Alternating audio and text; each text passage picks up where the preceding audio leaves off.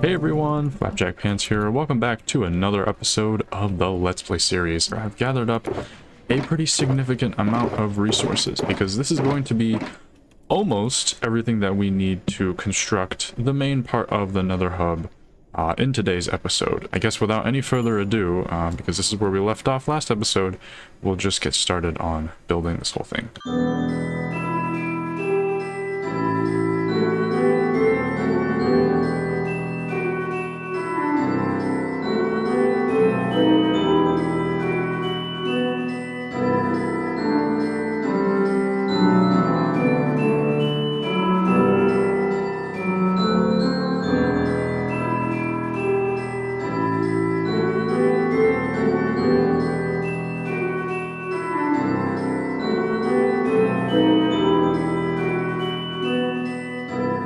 Ooh, ghostly particles! No, it's actually just the nether portal tree that I just made. I guess of all the things in this main part of the Nether Hub, the first thing I want to talk about is this custom tree here. This is the first time I've made a custom tree, but I think I did a decent job here with, you know, all the branches coming out, and I decided to use purple and magenta glass because, you know, they look pretty similar from a distance, but it allows us to get that really nice, like, foggy effect. If there was any one thing I would change about this, though, is that the trunk is still a little bit tall for the size of the canopy. Like right now this tree would work really well if the canopy was like cut off here, but just because it goes down that slight bit more, you would expect it to be even bigger. But again, this is the first time I made a custom tree and I think it turned out really well. So that's that. But the rest of this Nether Hub here is based off of a design for a mega base that I actually made about 3 to 4 years ago now. Obviously I've updated it and I've made it a lot smaller. It's definitely still the same shape, same concept here. These here are the letters and the directions, so that's north, east, south, west. Everything here is slabs or stairs so that no mobs can spawn. I won't be harassed by hoglins or piglins or whatever anymore. This is just purely our area now. But as you may have noticed here in the ceiling, I wanted to add a dome over all of this made out of skullk blocks. But right now in this world, I don't have any skullk. In fact, I haven't even visited an ancient city yet. And so to get the skullk that we need, we're going to need to go back to the new city and make a brand new farm. So the portal itself here is at 0, but it's kind of in the middle of nowhere, in between our iron farm, old city, and new city. I might end up developing this area and plugging it into new city, but that is a long ways away. For now, I think we'll just be coming and going from here until we establish a formal connection. Now, with all that being said, the first thing that we need to do in order to build our skullk farm is to get a skullk catalyst. And to find one of those, we need to find a mountain that looks kind of like these, but is actually snow-capped. And unfortunately, I don't think there are any in our current render distance right here in the new city, but I think I know a place that might have that. Now, it isn't exactly very tall at all, but this mountain right here I think has all of the perfect characteristics. It's right here in the Pale Forest where we first got our pale logs and planks from a few episodes ago, but this one right here has all of the perfect characteristics. There's snow on it, there's a good amount of packed ice. So without further ado, I'm just going to dig right here into the side of the mountain, and we'll see where this takes us. This is a nice cave right here. I don't think it's deep enough. We're gonna keep going.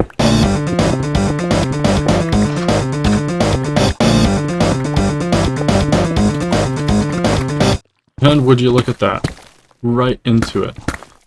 Okay, I brought some night vision potions. I have no clue how any of this stuff works, but I think I'm supposed to break these. Oh.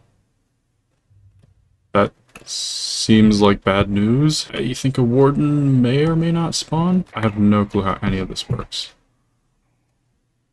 I think we're fine, actually. Okay, right there. That's what we want. This is...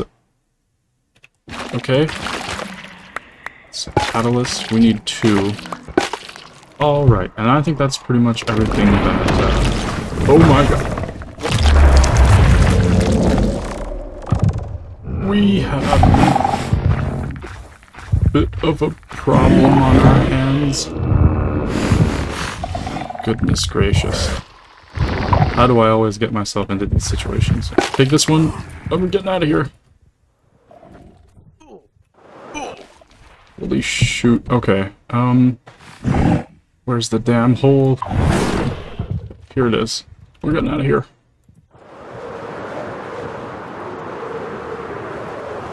My god. That was quite the encounter. That was, believe it or not, my first time ever dealing with a warden in this game, and that was quite freaky. So hopefully this skulk farm will make it so that we'll never have to deal with one ever again. I'm going to dig out a little area underground here, and the building that's going to house it is going to take up this little corner right here, because for the longest time, you know, this specific sightline here has been just kind of ruined by this gaping hole in the side of these buildings. And without further ado, let's get started.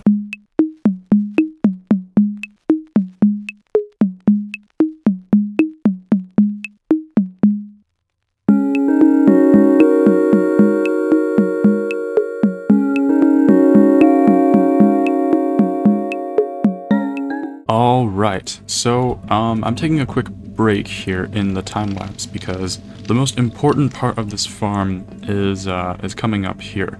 And I kind of just wanted to explain everything that I have so far. So, the actual farm itself is down here in this little underground area that we can pop down into. So this is going to be where the skullk is generated.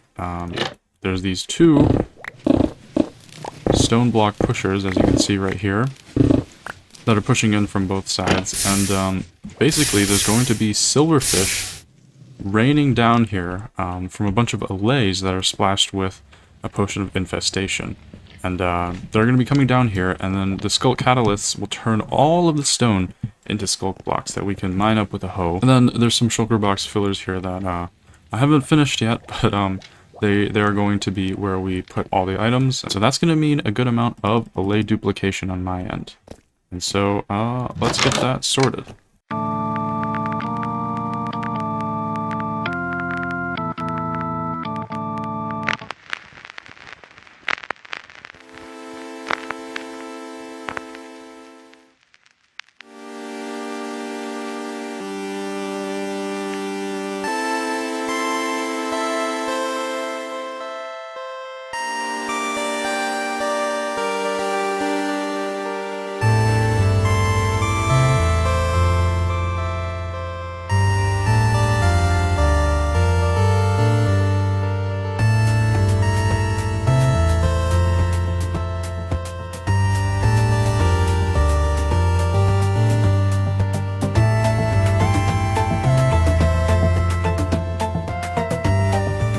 Alright, just finishing taking down this beacon. We have fully completed this building right here that holds not only the skulk farm, but also, as you saw, a cactus flower farm. And I think I really like this building right here. You know, it's nice and simple, but I think it blends in very well with the rest of these structures right here. There's kind of like little spots for your eyes to rest on, where there's a little bit less detail, like right there. I feel like it's just the perfect mix of, you know, complexity and simplicity. I was kind of not sure what to do with this wall. There wasn't really enough room in the interior to have a window, so I just put a bunch of skullk here spreading, just a little bit more story. Once again, shading as well here, going from the smooth stone to diorite. That's kind of like the lightest, and then back into smooth stone, andesite, and then pale moss. I think that works very well. The interior here is actually sharing the same wall design as our wool farm. I broke down this wall here so you can come in, but there's a different floor pattern here. Ever so slightly different, just so that we have a little bit of a difference. And then over here, this leads right into our tree farm as well, for acacia and cherry. Once again, I've broke down another hole here, so this really kind of ties together these three buildings in a really nice way. As you can see here, our cactus flower farm is producing cactus flowers, as well as regular cacti, but I can show you how it works here. Basically, this is a much smaller unit that I've seen for our cactus flower farm that's been in the Minecraft community. There's nothing on the sides. It's basically 2 wide tileable, which is about as small as these things probably can get. Basically, it's just a double piston extender. Whenever something grows on top of this cactus, as you just saw right there, not much interior decoration on this part because this is all going to be mostly covered up. These are all tinted glass windows, so it's going to be a little bit more difficult to see into here anyways. But yeah, this is going to be our little cactus flower supply. It'll be automatically churning in the background.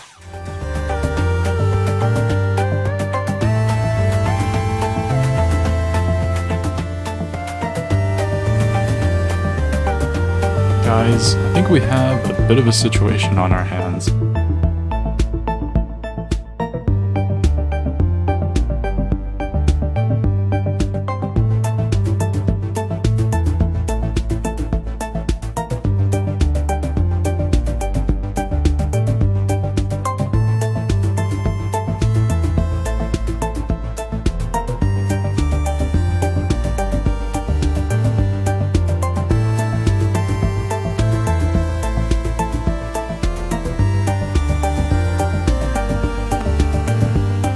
I'm gonna give you 5 seconds to put the knife down. 5, 4... Alright, so as you can see here, I've fully finished out the skullk dome here on top of our nether roof.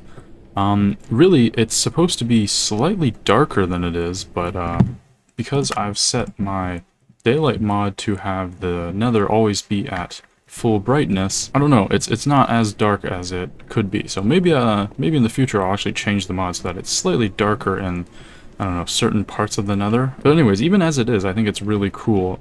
Having all of the end rods here floating reminds me of the waterfall area in the game Undertale, which is one of my favorite games. Just overall a really nice vibe. So really, the last thing that we have to do here is to actually just expand out these tunnels, actually build out the rails to all of the portals. It is a lot of rail. I'm talking like thousands and thousands of blocks. And for each block that we travel, remember, there's still all of this redstone that has to go underneath here. You know, there's at least 2 comparators per block, and then every intersection there's also even more. So this is probably going to take a while, but I guess without any further ado, let's get started on that. Welcome back to Timelapse Q&A. When did you get your cat? About 2.5 years ago now, we adopted Mimi from a shelter. He still likes to be outdoors most of the time. I have still never tamed a cat in Minecraft. Do you plan on continuing in your Minecraft world, or do you think you'll start a new one in the distant future? I have no plans to start a new one ever. The reason for this is that I actually had an older single player world about 6 years ago, but I was a bit of a perfectionist and didn't like some of the builds I made, so when the world corrupted I didn't even try to fix it and made this current one. I have come to regret that decision. I want to have a world that's years and years in the making with tons of history and unique builds, and honestly, I think this current world is approaching that level. I want to keep it going for as long as possible. What is your favorite kind of pie? I quite like pumpkin pie, although I guess pizza is also a pie. If you ran for president, what would your slogan be? My dicker! Favorite fish? Quite like orcas, although lobsters are cool too. I think the starfish is going to have to be my favorite though. When is Shendonius returning to your videos? Time-lapse Q&A. Well, it was bound to happen. I managed to die in lava yet another time. Luckily, I do have a bunch of armor sets that we did make, I think last episode, but I don't have any tools, so with just a fortune pickaxe in hand, I think we're going to need to create ourselves another axe, silk touch pickaxe, hoe, literally everything.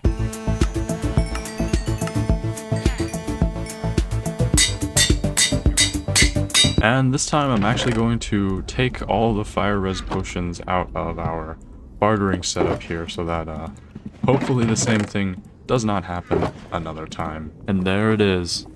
The only thing that remains. Just my hoe. Okay, I have been at this for so long now, just laying down like this tunnel and some of the comparators, and I think I've realized something. So if we fly all the way down here, it took me an entire shulker box of comparators just to get not even halfway through the tunnel. So this of course doesn't include any of the decorations. You know, this is all going to be furnished with black stone and glass. Pretty expensive stuff, and even then it's still not going to be that fast, again, because it's made out of mine threads, right? And even though you know, I'm pretty sure, once again, Mojang is going to improve the speed of minecarts at some point. You know, the thought is starting to kick in, you know, spending this much time and effort on this project just to have a rail that's like pretty slow. That's I don't know, that's starting to get a little bit daunting. So at least for the comparator part for the rail, I was thinking we should probably make a separate passive gold farm just so that we can barter for the quartz needed for the comparators, because this is literally all of my quartz. I have 0 quartz left, and as you can see, we haven't even made it all the way here. We still have probably a few stacks before we get to the gold farm, and then we have to go all the way back too. It's just a terrible situation, to be honest. So yeah, we're gonna do that, but then also I'm gonna put one change in. So originally I was going to have this only be a railway, but I was actually thinking we could put ice blocks here instead and have like an ice road. It will not be made out of blue ice because that will take even longer. In fact, it's not even going to be packed ice. I'm just going to use regular ice, and I don't actually see many people do that. I think it's because people think that packed ice is faster, but in reality it isn't. The only reason you'd ever want to use packed ice over regular ice is if you're afraid the ice is going to melt. And with some clever light level management, that shouldn't be an issue for us. So yeah, that's the new agenda at hand.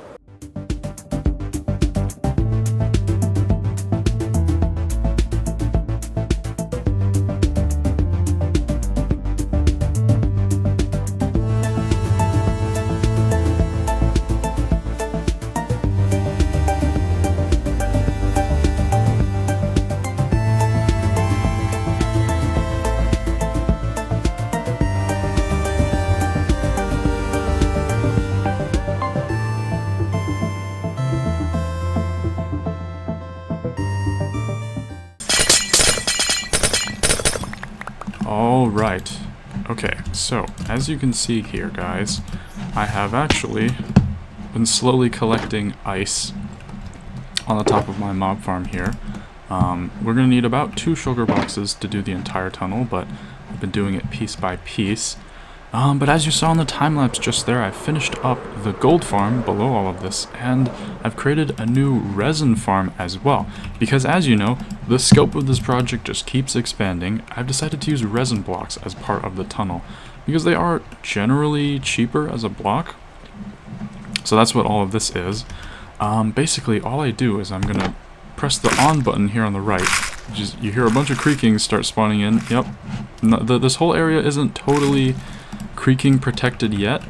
Flick this lever. That's on a hopper clock of 5 seconds. Keep an eye on this guy. If I just go into free cam right here, as you can see, basically what's happening is there's a whole bunch of creaking hearts here and pale oak logs that are getting pushed back and forth, and that's basically flushing resin down. So as soon as I start swiping at these guys, see all those particles here, that's creating these resin clumps that are immediately getting broken when the pistons push. And the pistons are on a clock of 5 seconds, so it's not really instant, but even then, we still get a ton of resin clumps every night.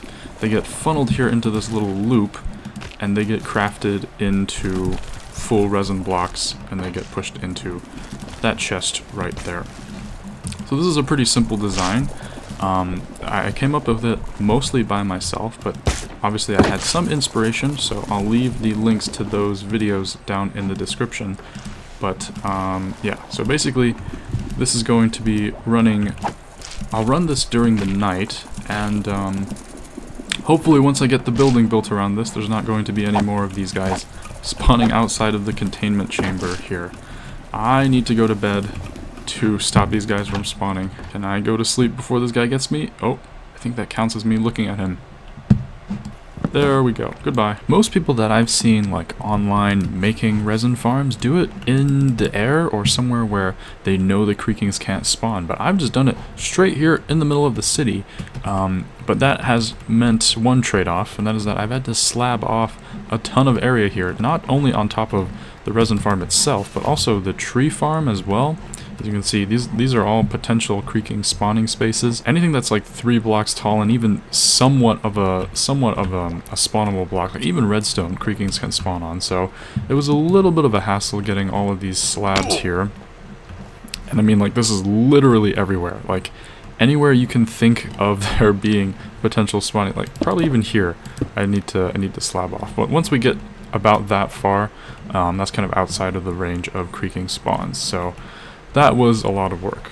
So I'll just turn this off right here. As you can see, just through one night of this running, we have about half a stack of resin blocks. So this is going to take a while to fill up, but I'm just going to be doing this in the background, slowly getting enough blocks.